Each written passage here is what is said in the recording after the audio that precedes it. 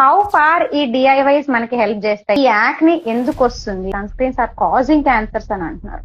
అసలు అందులో ఎంతవరకు నిజం ఉంది? కామన్ పర్సన్ సన్ స్క్రీన్ ని ఎలా సెలెక్ట్ చేసుకోవాలి? సన్ స్క్రీన్స్ లో ఏది బెస్ట్ అనేది మనం స్కిన్ ని చూసి చెప్తాం. డిఐవైస్ ఎప్పుడు పాటించొద్దు. ఫేస్ మీద ఎక్స్పెరిమెంట్స్ చేయొద్దండి. మైక్రోబ్లేడింగ్ అనేది ఎంత వరకు సేఫ్ ప్రొసీజర్? మేకప్ లో మేము చూసుకోవాల్సిన విషయాలు ఏంటి? కాస్మెటిక్ పర్పస్ తో మమ్మల్ని ట్రీట్ చేయడానికి ఈయనైతే మాకు కరెక్ట్ అని మేము ఎలా డిసైడ్ అవ్వాలి? సో పర్మనెంట్ మేకప్ అనేది నిజంగానే మెడికల్లీ అప్రూవ్డా సార్? మేకప్ అనేది మెడికల్ ప్రొసీజరే కాదు.